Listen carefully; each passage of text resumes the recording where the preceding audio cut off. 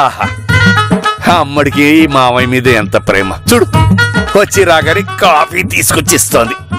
అమ్మ చాలా థ్యాంక్స్. ఇటు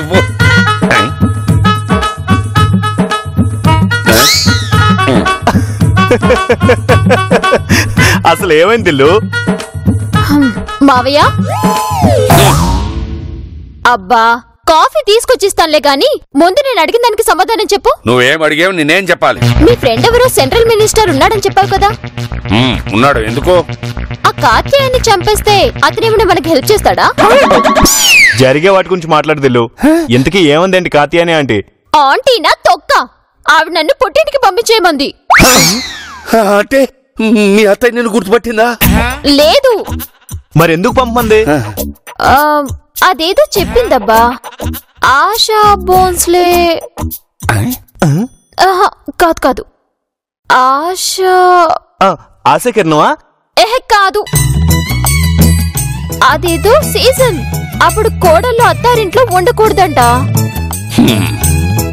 ఓసి తింగరదానా, అది ఆశా బోసలే కాదే, ఆషాఢ మాసం. ఎస్ ఎస్, అదే మాసం. వాళ్ళ కోడల్ని పంపిందంట. అయితే వాళ్ళ కోడలు వెళ్తే నువ్వెందుకు వెళ్ళడం? అదే వస్తుంది రాని, వాళ్ళు మాట్లాడుకుందేగా. ఊరి ఈ విషయం మీకెలా తెలుసని అడిగితే ఏం చెప్తా? Point point point.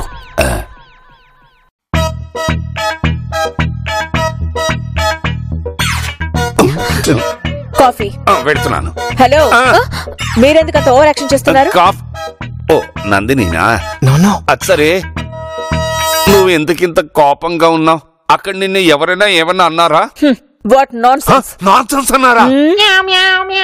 ఈ నందిని హరిశ్చంద్ర ప్రసాద్ అని ఎవరైనా ఏమైనా అండమా? అదే కదా. అంత ధైర్యం ఇంట్లో వాళ్ళకి లేదు, బయట వాళ్ళకి లేదు.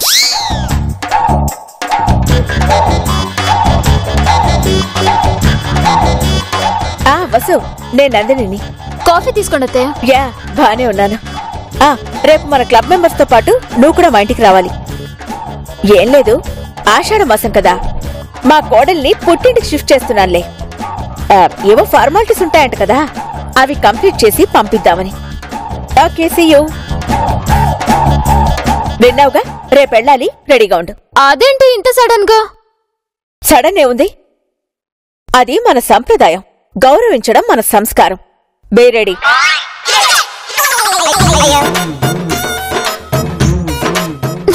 కాఫీ ఇందాక అడిగావుగా.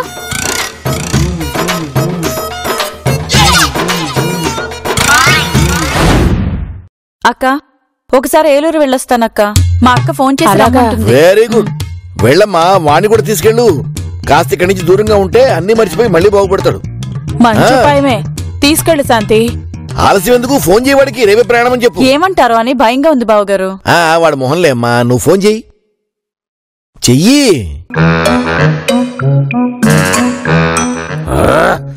ఖచ్చితంగా ఎలాగైనా చంపేయాలి. అన్నయ్య భోజనానికి తలుపు తీస్తాడు కదా, అప్పుడు ఎలాగైనా పారిపోయి వాణ్ణి చంపేస్తా. ఇప్పుడెవరు బాధ్యత లేకుండా. ఒకవేళ ఖచ్చితంగాడేమో. అల్లో, ఇటువైపు రౌడీ శివ, అటువైపు ఎవరా? శాంతి ఇక్కడ. నీకు బొత్తిగా బాధ్యత లేకుండా పోయింది శాంతి. ఒకసారి తలుపు తీసి మాట్లాడచ్చు కదా. ఇప్పుడు తలుపు తీస్తుంది, ఖచ్చితంగా చంపడానికి వెళ్ళిపోతా. తలుపు తీసినా మాట్లాడాల్సింది ఫోన్లోనే కదా. కొంచెం బాధ్యతగా మాట్లాడు. ఎందుకు చేసావు ఫోను? ఏం లేదు, మా అక్క రమ్మంటుంది. మనం ఒకసారి ఏలూరు వెళ్దామా?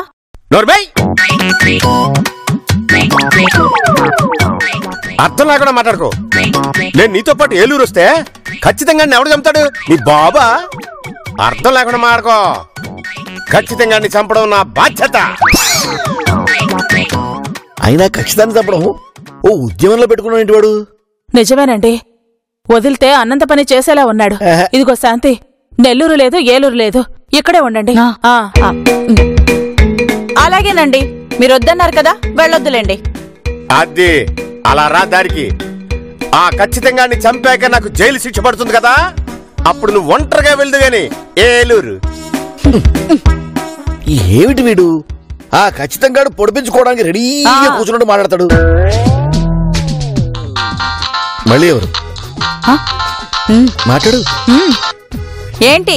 శాంతి, శాంతి, చెప్పండి. ఏంటి? ఏం లేదు, లోపల అన్నా వదిలిన ఫోటో ఉంటుంది, ఓసారి తీసురా.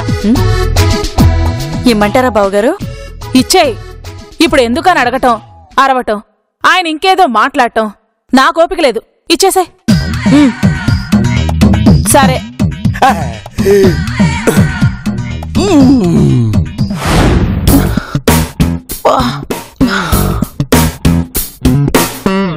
అసలు నన్ను ఇంతగా కక్షగా గిచ్చాల్సిన అవసరమే ఉంది. ఏదో పాత కక్షలు ఉన్నట్టు గిచ్చింది.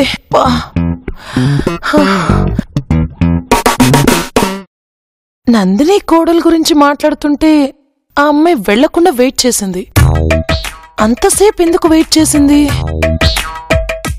అంటే వచ్చింది నందిని కోడలు నందినియా? ఎస్, లేకపోతే ఇలా వాపులు వచ్చేలా గిచ్చదు. ఇప్పుడే నందినికి ఫోన్ చేసి నీ కోడలే నన్ను గిచ్చిందని చెప్తాను.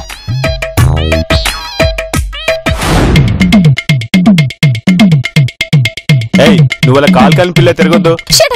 కాలు కాలిన పిల్లిలో కాదు, కడుపు కాలిన పుల్లిలో తిరుగుతున్నా. ఆ కాచేయన్ని దెబ్బ తీసే వరకు నా ఆకలి చల్లారదు. అమ్ముడు వెళ్ళి రమ్మంటోంది కదా, వెళ్ళొచ్చేసే. వెళ్ళను. వెళ్తే ఆ కాచేయని మాట చెల్లుతుంది. మీ ఆవిడ గారు ఆవిడ మాటని వేదల్లా భావిస్తుంది. తొక్కేం కాదు, మా అమ్మనంత తేలిగ్గా అంచనా వేయకు. ఏదో నువ్వు పాప మేడంతో దిగిన ఫోటో చూసి అమ్మ నీ మీద కోపంతో ఆవిడ మాట విందగాని. అవునవును, అయినా ఇలాంటి ఇండీసెంట్ ప్రపోజల్ పెట్టినందుకు ఆ కార్తీయాని ఆంటీని అక్కడే లాగిపెట్టి కొట్టాల్సింది. లాగిపెట్టి కొట్టలేదు గాని గట్టిగా నడు మీద గిచ్చేసి వచ్చేసా. మంచి పని చేసావు.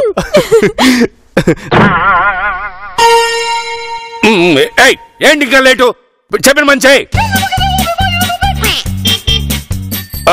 మనద్దు ఒక్కసారి చెప్పినా 100 సార్లు చెప్పినట్టే. ఏం చేస్తున్నారు ఇక్కడ? అదే బట్టలు సర్దుకోమని చెప్తున్నాను. అవును, గంట క్రితం నువ్వేమైనా బయటకెళ్ళావా? లేదే. అడిగింది తనని. లేదే. అవునత్తయ్య, ఇంట్లోనే ఉన్నాను. అవునమ్మా, చీప్ గా మిడిల్ క్లాస్ దానిలా చీరలకు ఫాల్స్ కుట్టుకుంటుంది. అవునవును, నేను చూశాను. నందిని, నువ్వు వెళ్ళి వీడి జీన్స్ టీ-షర్ట్ వేసుకునిరా. గిరి, నువ్వు వెళ్ళి చీర కట్టుకునిరా. ఏంటా మాటలు అర్థం లేకుండా? వాడు చీర కట్టుకుని రావడం ఏంటి? గిరి చీర కట్టుకోవడం ఎంత అన్యాచురలో నేను జీన్స్ వేసుకోవడం కూడా అంతే అత్తయ్య.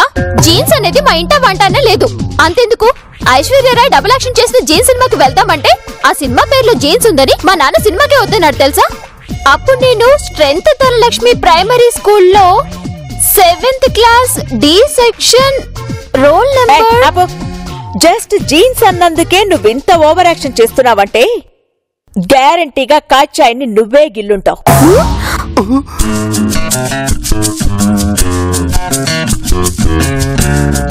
దీని నోటుదోలే దీన్ని ముంచింది.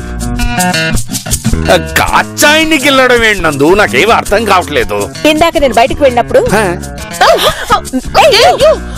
అది జరిగింది. కాచాయిని ఫోన్ చేసి ఆ గిల్లిన ఆమె హైటు వెయిటు హెడ్ వెయిటు చూస్తుంటే మీ కోడలే అని నాకు అనుమానంగా ఉంది అంది. నాకు నిజమే అనిపిస్తోంది. భగవంతుడా, ఇప్పుడెలా? అత్తయ్యకి అనుమానం వచ్చేసింది. నేనే అని తెలిస్తే ఆషాఢమే కాదు, ఇక పర్మనెంట్ గా అక్కడే ఉంచేస్తుంది. ఎలా కవర్ చేయడం? చూసారా, మాట రావడం లేదు. అంటే 100% తనే. గిరి, అర్జెంట్ గా వాళ్ళ అమ్మా నాన్నలకి ఫోన్ చేసి రమ్మని చెప్పు. I can't tolerate these things. నా ఫ్రెండ్ని ఇంత ఇన్సల్ట్ చేస్తుందా?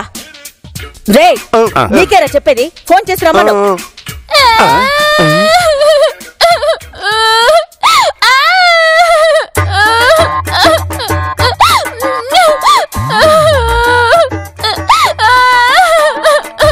చేసిందంతా చేసి ఇప్పుడు ఏడ్చినంత మాత్రాన్ని వదిలేస్తాననుకుంటున్నావా? నువ్వు ఇంకా దాన్ని వదలలేదా గిరి? ఎవరినంటే వెండి అప్పుడే మర్చిపోయావా? చెప్పు, అప్పుడే మర్చిపోయావా? ఎవరినంటున్నావేంటి? పిచ్చి పిచ్చిగా ఉందా? నేను నిన్ను తిడుతుంటే నువ్వు వాణ్ణి తిడతావేంటి? అదే కదా నాకు అర్థం కావట్లేదు.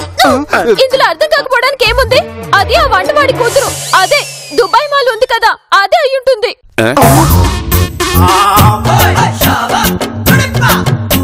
మీరు గిరిని నాకు ఇచ్చి కొట్టుకుంటుంది. పాపం ఎంత వాసిందో ఏంటో. ఎరా ఇంకా వంటవాడి కూతురు నువ్వు వదలలేదా? అయ్యో అదేం లేదమ్మా, ప్రామిస్. ప్రామిస్ లేదు, ప్రామిసరీ నోటు లేదు. నువ్వు వదలలేదు నాకు తెలుసు. అందుకే ఆషాఢ లేదు, పౌషాణ లేదు. నేను ఇక్కడే మా ఆయన్ని కనిపెట్టుకుని ఉంటానమ్మా. హలో, ఇలా దీన్ని అడ్డం పెట్టుకుని ఇక్కడే ఉండాలనుకోకు. వీడిని కంట్రోల్ చేయడానికి నేనున్నాను. నువ్వు బట్టలు సర్దుకో. అత్తయ్య ఏంటి? నన్ను కొడుతున్నాడు.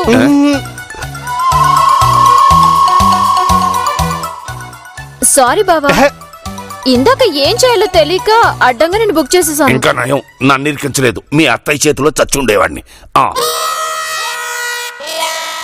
సారీ గిరి, ఇంకా కోపం పోలేదా? సారీ చెప్పాను కదా. ఓకే పద.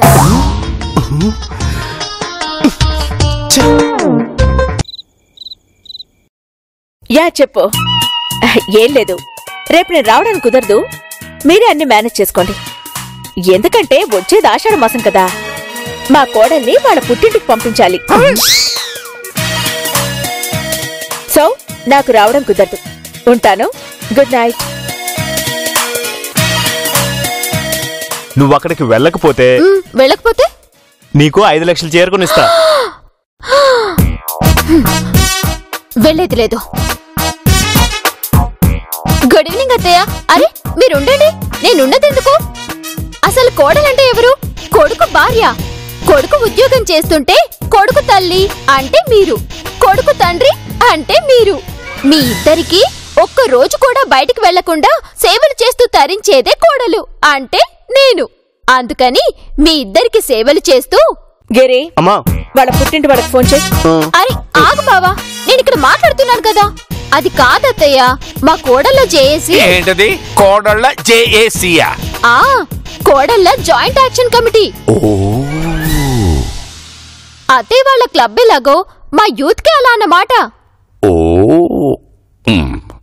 వాళ్ళు చెప్పారు, ఈ ఆషాఢాలు, మాఘమాసాలు, శ్రావణ శుక్రవారాలు మనలాంటి హై క్లాస్ సొసైటీ వాళ్ళకి కాదంట.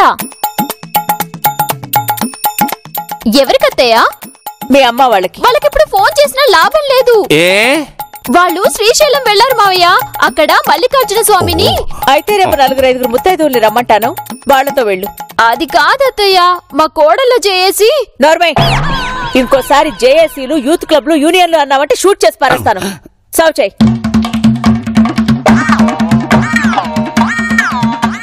అన్నట్టు జీకే ఉన్నాడు కదా? ఉన్నాడు. ఏ వాడేమైనా కొత్త బిజినెస్ స్టార్ట్ చేస్తున్నాడా? లేదు, కూతురు పెళ్లి వచ్చే నెలలో చేస్తున్నాడు. పెళ్లి భోజనాలు బావుండాలని రేపు వంటల పోటీలు పెడుతున్నాడు. దానికి జడ్జిగా నేనే వెళ్తున్నాను. నేను కూడా రానా అత్తయ్య? రేపు ఉదయాన్నే ముత్తైదువులు వస్తారు, రెడీగా ఉండు. నేను రాగానే వాళ్లతో పంపిస్తాను.